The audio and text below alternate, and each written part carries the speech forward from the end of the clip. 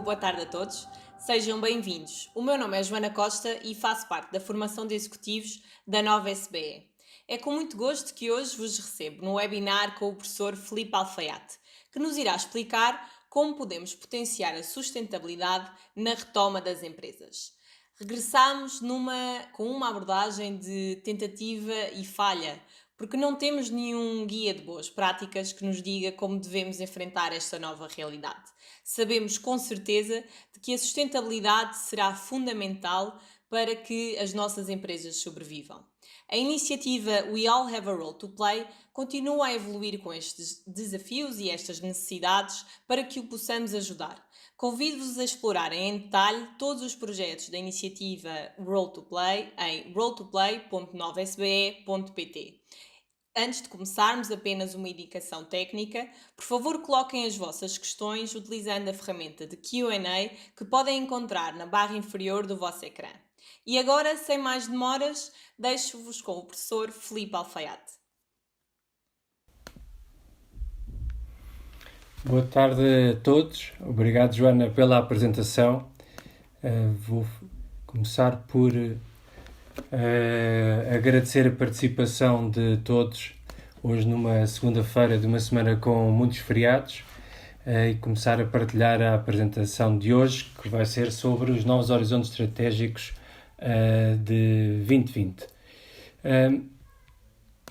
Hoje vamos falar sobre a sustentabilidade e como uma ferramenta para a retoma das empresas e como consultor internacional queria partilhar um pouco aquilo que tem sido o trabalho que temos feito e que na Nova e que ao mesmo tempo tenho feito nos últimos anos, associando-me assim também a esta iniciativa fantástica da Role to Play, que faço parte com muito gosto. Nos últimos anos eu trabalhei com instituições e empresas em mais 12 países e apesar de todas as diferenças havia algo que as unia e que continua a unir e que tem a ver com a reação quando eu entro pela primeira vez numa sala, seja de reuniões, uma sala de conferências ou uma sala de aula, para falar da importância da estratégia e da sustentabilidade. E geralmente existem 3 reações à forma como eu abordo este tema. A primeira reação tem a ver com a maximização do valor para o acionista.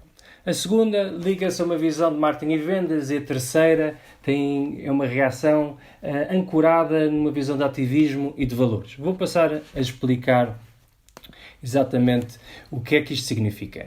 Portanto, a primeira reação é uma reação da audiência que acredita estruturalmente que a função da empresa é maximizar o valor para os acionistas, nomeadamente através da distribuição de dividendos. Acreditam que a única responsabilidade social das empresas é utilizar os recursos e entrar em atividades lineares para aumentar os lucros desta empresa. Bom, naturalmente, esta parte da audiência, quando eu começo a falar de sustentabilidade e a discutir sustentabilidade, olham para mim desconfiados e esperam que eu tire uma guitarra da mala e comece a cantar o Kumbaya da sustentabilidade. Esperam que lhes venha a dar música, imagino, aduzindo argumentos sofisticados para os convencer que uma empresa não é bem uma empresa, é afinal uma ONG ou uma instituição de caridade e que o lucro é uma coisa que não é assim tão certa. Nesses casos, para essa parte da audiência, que obviamente estou a extremar, mas para a sustentabilidade, podemos dizer, é música. Ora, não devia ser música, porque parte dessa audiência ou esta reação está ancorada num paradigma, que é um paradigma que se mostrou ultrapassado, que tem a ver com Milton Friedman e a ideia do Shareholder Value Maximization, em que Milton Friedman ensinava que there is only one and the social responsibility of business to use its resources and engage in activities designed to increase its profits. Portanto, a ligação era estreitamente de curto prazo e ligada ao valor acionista que era criado. E daí houve uma visão extremista da forma de gerir e de conduzir as empresas, das quais Hollywood nos deu estes dois grandes ícones, The Wolf of Wall Street e The Wall Street, os filmes, mas que nós infelizmente conhecemos também outros casos, esses sim reais, nos últimos 10 a 12 anos. E, portanto, as consequências negativas dessa visão de curto prazo sobre qual é que é o papel de uma empresa levou a que houvesse uma quebra de confiança no sistema e que as empresas fossem vistas cada vez mais como parte do problema e não como parte da solução. E o Edelman Trust Barometer é muito claro nisso, quando indica que 56 pessoas pelo mundo que foram contatadas veem o capitalismo como parte do problema e não parte da solução. E isto tem a ver com aquilo com a legitimidade do negócio e dos negócios trabalharem no tecido social no qual se integram. E é uma visão que foi posta em causa e que é posta em causa hoje em dia por pessoas como João Talon, que numa conferência online organizada pela Nova SBE, dia 7 de maio, se não estou em erro, era uma conferência com vários convidados, moderada pelo nosso Dean, Daniel Traça, e que ele, que é uma pessoa que acredita nos mercados e é conhecido, o seu percurso, falou da necessidade do tecido social de se manter íntegro e como isso é condição para as empresas sobreviverem e se desenvolverem e que tem que estar protegido e está em risco neste momento. E isto insere-se, esta lógica ou este afastamento da visão de uma empresa como focada apenas e estritamente na obtenção do lucro ou na criação de valor acionista, sendo que o valor acionista, nesse caso, é considerado o lucro, a distribuição do lucro, foi ao longo dos tempos, nos últimos 15 anos, progressivamente posta em causa por organizações que até nós intitulamos muitas vezes como híbridas, no sentido em que misturam uma componente social e uma componente de negócio, mas no ano passado foi muito interessante ver-se que esta tendência concretizou-se naquilo que se chama o mainstream, nomeadamente naquilo que foi a declaração da Business Roundtable sobre qual é que é o propósito de uma empresa. O que é a Business Roundtable? A Business Roundtable é uma organização não governamental composta por mais de 200 CEOs das principais multinacionais americanas, que no total empregam 15 milhões de pessoas e que têm receitas anuais totalizando 7 trilhões de dólares. E estes CEOs decidiram juntar-se e rever a forma como, ainda 15 anos antes, tinham definido qual é que era o propósito de uma empresa, the purpose of a corporation. E passaram de uma visão de shareholder value para uma visão de stakeholder value, indicando que a empresa tem que criar benefícios não só para os acionistas, mas também para os seus clientes, empregados, fornecedores e comunidades. E isto é uma declaração, e como uma declaração tem que ser provada, embora hajam já muitas ações nesse sentido, mas de todo modo indica já uma mudança de paradigma que vem mostrar uma mudança no mercado, que quem acreditava no paradigma anterior não pode deixar de estar suscetível a repensar um pouco o seu posicionamento. E neste caso, convido-os a todos a ler as cartas dos acionistas de Larry Fink, o CEO, chairman da BlackRock, que gera mais de 7 trilhões de assets e que diz que purpose is the engine to long-term profitability. Mas também eu achei muito interessante nesse seminário online que referi há pouco, em que Vasco de Mel também participou, em que ele falou que há um novo paradigma, que são as pessoas e o propósito, e que quem não percebe isto está inevitavelmente posto para trás. O marketing e vendas é a reação de todos daquela parte da audiência que aceitam que a sustentabilidade é essencialmente uma tendência, uma moda, e desconfiam que eu vou encontrar problemas onde eles não estão ou dar-lhes uma importância que eles não têm. Para eles não é um tema com relevância estratégica, mas um tema para ser tratado ao nível do marketing, das vendas, novos segmentos que surgem e das relações públicas. A sustentabilidade para eles é vista numa perspectiva de pitch, se podemos pôr assim. E com isso, o que é que eu posso dizer? Posso dizer e digo, abrindo aqui caminho um pouco com esta parte da audiência que foca a sustentabilidade em matérias de marketing, que o risco de greenwashing é muito, muito grande e que a ligação entre a sociedade e os negócios, as empresas, é algo que é determinado. A pandemia atual que nós vivemos, podemos atentar nisso, da necessidade das empresas também olharem à volta e fazerem parte da solução, mas também que a partir do momento em que se foca na sustentabilidade só na perspectiva, ou principalmente numa perspectiva de marketing e numa perspectiva comercial, passa-se ao lado de outros impactos muito positivos que as empresas podem obter através de um foco mais estratégico em termos de sustentabilidade. Isto tem a ver com como aparece aqui neste quadro, com a produtividade das empresas, desde a utilização de água, por questões mais ambientais,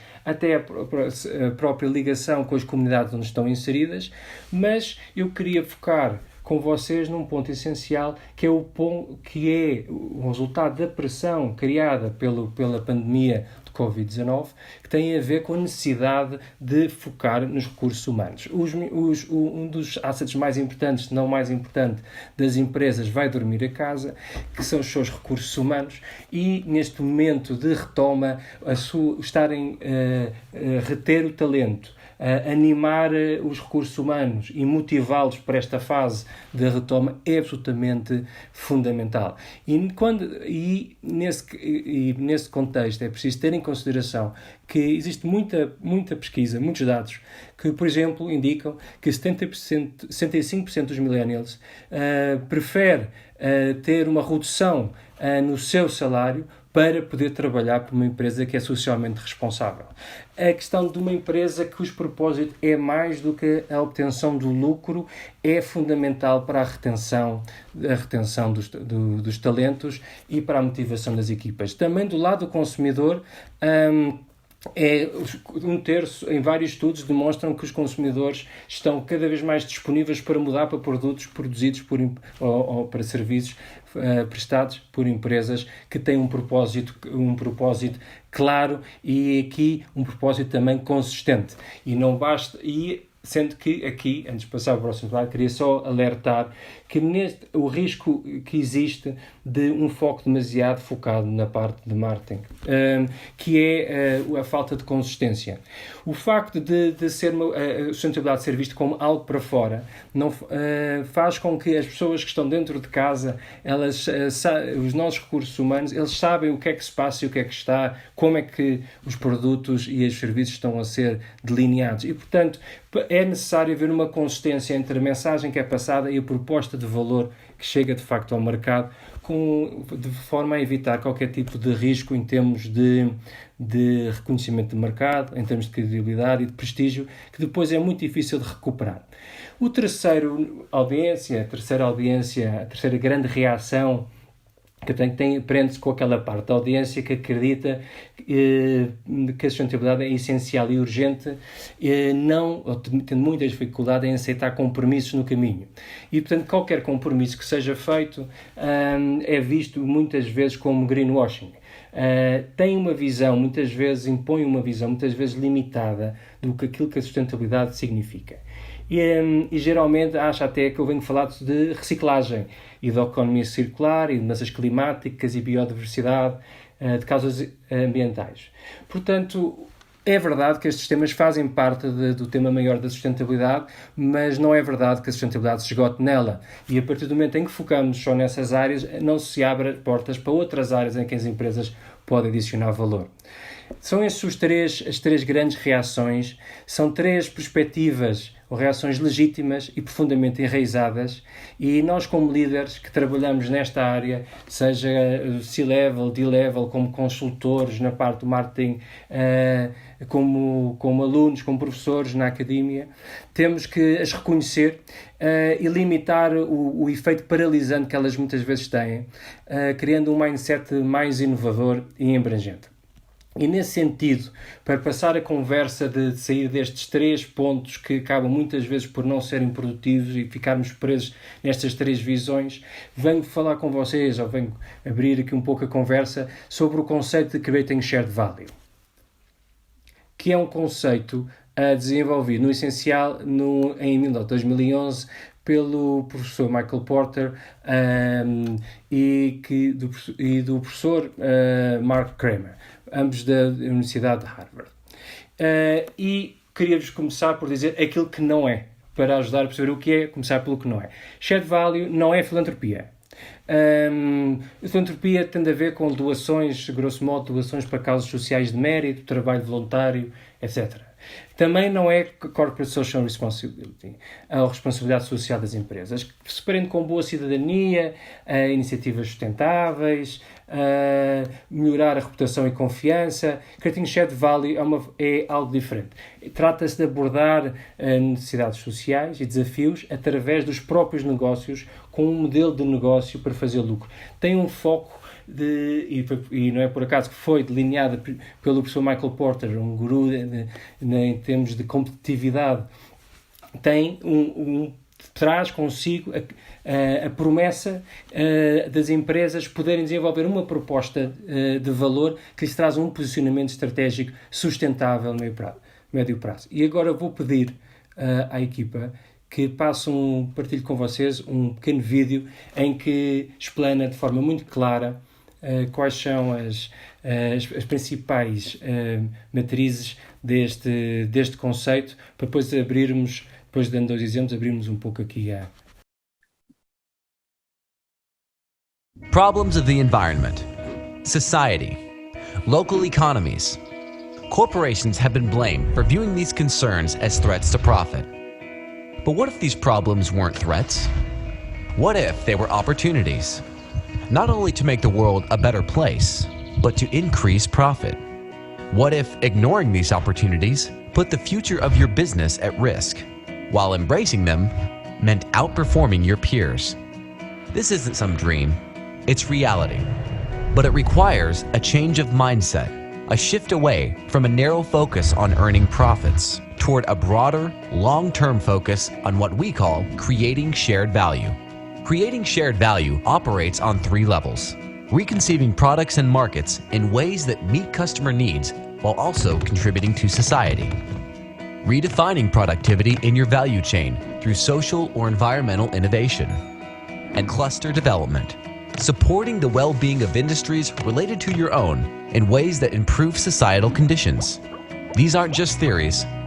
Each of these approaches have been successfully demonstrated by major corporations. General Electric has developed new Health Imagination products to deliver high-quality, low-cost care to mothers in developing countries. Intercontinental Hotels Group has implemented Green Engage, an innovative, cost-saving online tool to help its hotels control energy consumption. And Nestle has given resource-strapped farmers in developing economies financial and technical assistance to create a better supplier network. Creating shared value is not an option. It's the future. Learn more about the future of your business at fsg.org.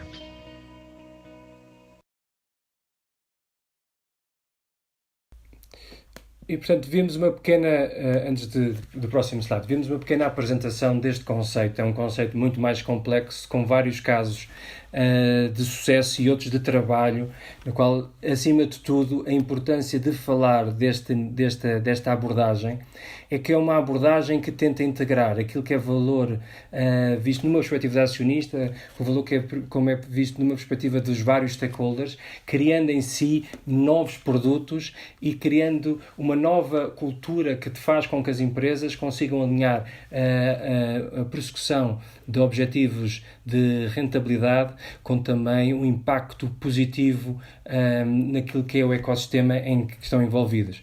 Este é um tema que vos trago porque sei que todos nós que trabalhamos em matéria de sustentabilidade em algum momento estivemos mais perto da audiência que acha que as empresas têm que focar no lucro, porque têm que focar no lucro. Outras estivemos mais perto da parte de marketing, porque é através também de vender mais e de focar e mostrar a importância destes produtos e serviços sustentavelmente mais sustentáveis, que faz com que também as empresas acabem por mudar. Tivemos também outras vezes mais perto de uma perspectiva mais ativista, de que há certas condições e certas externalidades negativas que têm que parar e que têm que ser alteradas e de forma urgente, e que não podemos deixar pequenas nuances se transformarem, serem usadas como medidas de sustentabilidade quando são medidas de marketing, na verdade.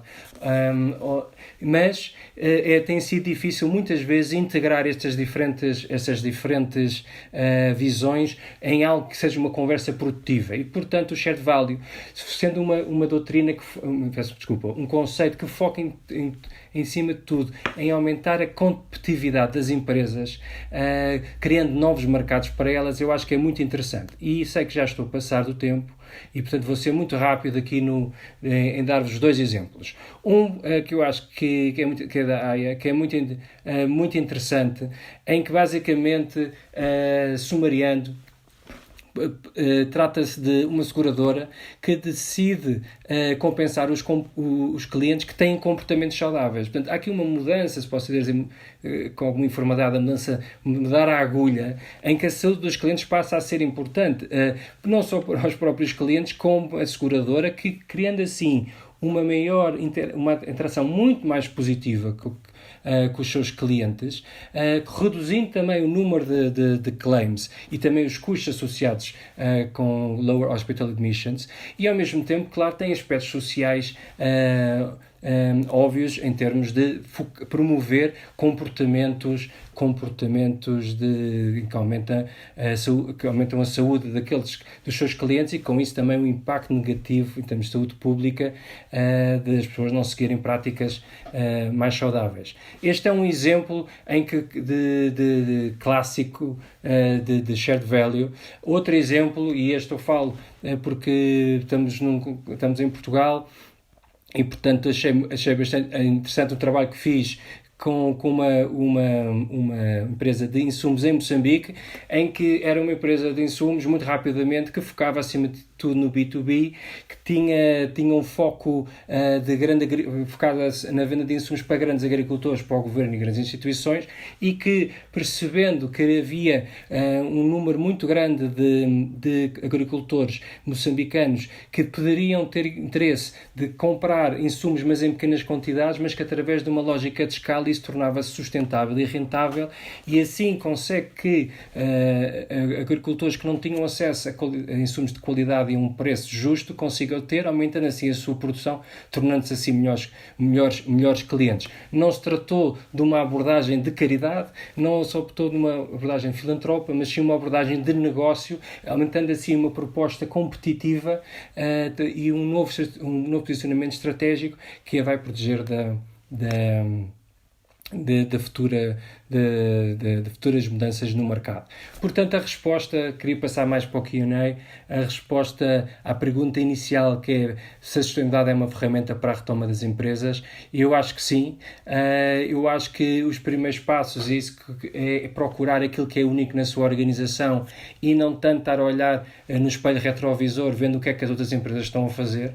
Não se trata de na cafetaria deixar de usar plástico e usar papel. Também isso é um passo importante, mas o que é importante é primeiro procurar aquilo que é único na sua organização e na sua cultura, que, como nós vimos nestes casos do Covid, de pandemia, várias organizações a fazer, e em segundo lugar identificar quais são os principais desafios dos seus stakeholders, e aqui os stakeholders são os seus clientes. É importantíssimo focar na relação com os clientes, mas também nos fornecedores e também, claro, nos recursos humanos, no nosso staff, no nosso asset que vai dormir a casa e que temos que conseguir motivar e tê-lo perto de nós.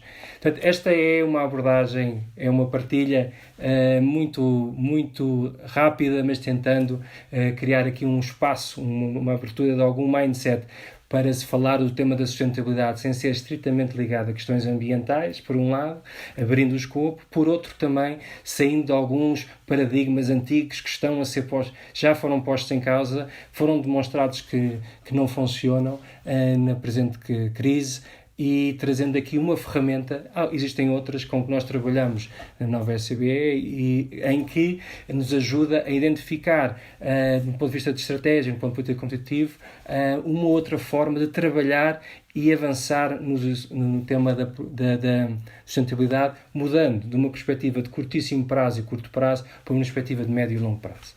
Agradeço a todos e que passo agora à equipa para abrir, se calhar, para perguntas e respostas. Obrigado. Muito obrigada pela apresentação. Obrigada por esta desconstrução daquilo que são as percepções das pessoas relativamente à sustentabilidade. Eu vou começar pelas perguntas porque já recebemos bastantes. Uma primeira pergunta: como é que define a sustentabilidade dentro de uma organização?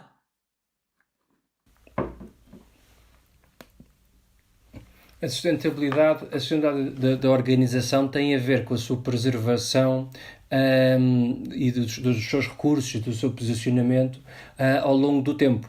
Portanto, tem a ver com uma visão não de curto prazo, não uma visão de demonstração de resultados, de P&L, e nesse caso recomendo, por exemplo, que vejam o segundo webinar desta série de Role to Play, que é exatamente sobre este tema, que é um foco na demonstração de resultados no P&L, faz com que se passe ao lado daquilo que são as condições necessárias para ter esses resultados, aquilo que são as forças da própria organização. A sustentabilidade da organização passa também por reforçar. O que acontece muitas vezes é que quando se está a analisar o que é a sustentabilidade de uma organização, se pensa apenas dentro daquilo que está dentro de casa e não onde a casa está implementada, onde as pessoas passam para chegar à nossa casa, etc. E muitas vezes o lado daqueles que estão mais ligados à sustentabilidade faz pedidos impossíveis, que eu também acho que é importante desmistificar. É quase como dizer que chegaram a um carro, vamos imaginar, os engenheiros que tratam desse carro, o carro é a empresa, e dizeres, olha, tendo em conta as análises que são feitas em termos ambientais e de outras, este carro tem que passar a ser, tem que funcionar a água. Nem é gasolina, nem é solar, é água. Mas não dão nenhuma indicação como é que a combustão vai ser feita, nem ajudam os engenheiros mecânicos desse carro a conseguirem perceber que processo de inovação têm que fazer internamente para conseguirem, num período de 5 a 10 anos, passar de gasolina ou de gasóleo para água. E, portanto, acho que a sustentabilidade das empresas também passa por conseguir encontrar aberturas, pontes com esta comunidade mais focada na sustentabilidade, mas seja capaz de traduzir uma linguagem de sustentabilidade pura para uma linguagem também empresarial. Filipe, muito obrigada. Passando a uma segunda pergunta. Numa fase pós-pandemia, considera que os 3 eixos tradicionais da sustentabilidade, a económica, a social e a ambiental, ainda são lógicas ou vão haver mudanças? Eu acho que é impossível prever o que vai acontecer. De toda a gente que eu tenho lido sobre esta matéria, toda a gente concorda, acho que a maior parte dos autores e líderes concorda que não é possível prever, não temos dados ainda para prever. Acho que vai haver uma pressão grande nos custos e numa gestão rigorosa dos custos, mas ao mesmo tempo creio que a pandemia demonstrou a necessidade das empresas serem vistas a atuar e serem parte da solução, seja na parte social, seja na parte ambiental. Diria até que vejo a parte social mais forte do que a parte ambiental neste momento, como um investimento na sua própria sustentabilidade. Eu acho que tanto os seus próprios recursos humanos como aqueles que são os seus clientes terão muita dificuldade a perdoar aquelas empresas que acabem por ser mais à frente desmascaradas, como fazendo greenwashing ou um marketing que não está ligado a uma proposta de valor, ou seja, ações meramente de promoção, sem ter de facto um apoio àqueles que são os seus recursos, seja os seus empregados, seja também aquelas comunidades onde estão inseridas. Eu acho que aumentou a exigência nessa matéria, sendo que vai haver, parece-me, uma tendência para focar numa restrição dos custos, tem que haver numa análise mais rigorosa, mas não é possível ver ainda de que momento momento é que vai acontecer. Agora, uma coisa é clara para mim, pelo menos, e de muitas pessoas que eu tenho falado, é claro que acho que estamos todos é muito mais claro para todos nós que estamos todos integrados e que uma pandemia global nos afeta a todos e que, portanto, não é um problema de um, não é um problema do outro, estamos interligados e que os problemas têm que ser resolvidos também dessa forma. Filipe, sem dúvida, tempo para uma última pergunta que advém muito desta lógica. Percebemos que a alteração é premente, ou seja, aconteceu com uma rapidez enorme e, portanto, aquilo que se calhar era uma visão das empresas a longo prazo para esta alteração do ponto de vista da sustentabilidade passa hoje a ser uma alteração a considerar de curto prazo. Mas como é que esta alteração de curto prazo pode ser feita num pós-Covid? Eu acho que o primeiro passo passa por identificar os stakeholders das empresas. Cada empresa deve identificar quem são os stakeholders e depois fazer uma análise das suas necessidades reais e escaloná-las por ordem de maior gravidade. Eu acho que muitas vezes as empresas têm uma postura insular e percebe-se isso porque estão focadas também no dia-a-dia, na parte operacional e noutros constrangimentos e têm um PNL também que têm que responder, mas eu acho que nesta primeira fase é preciso as empresas saírem um pouco de si e o primeiro momento é identificarem os stakeholders, as comunidades que estão à volta, os impactos negativos que têm e depois começar pelos low-hanging fruits, mas os low-hanging fruits, ou seja, aquelas áreas que se devem começar, não devem ser olhando para o retrovisor. E por isso é que eu trouxe o Creating Shared Value para discutir com vocês hoje.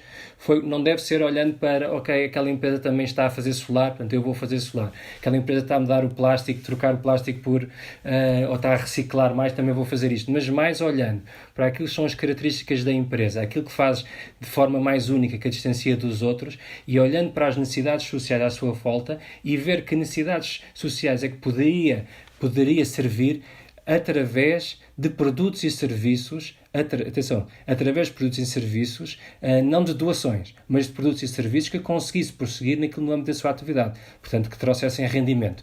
É uma visão diferente de caridade, ou de filantropia, ou de corporate social responsibility. Filipe, muito obrigada. Infelizmente já não temos tempo para mais questões. De qualquer forma, obrigada por esta excelente exposição. Muito obrigada a todos vós que estiveram connosco hoje. Para relembrar, este webinar foi gravado e, portanto, será disponibilizado no nosso website. Esta semana vamos deixar-vos descansar. Este é o último webinar desta semana. Nós também vamos descansar um pouco, mas voltamos para a próxima semana com temas muito interessantes, como as universidades como o novo Netflix ou os desafios da concorrência internacional. Até lá, desejo boas férias a quem tenha, ou então um resto de boa semana.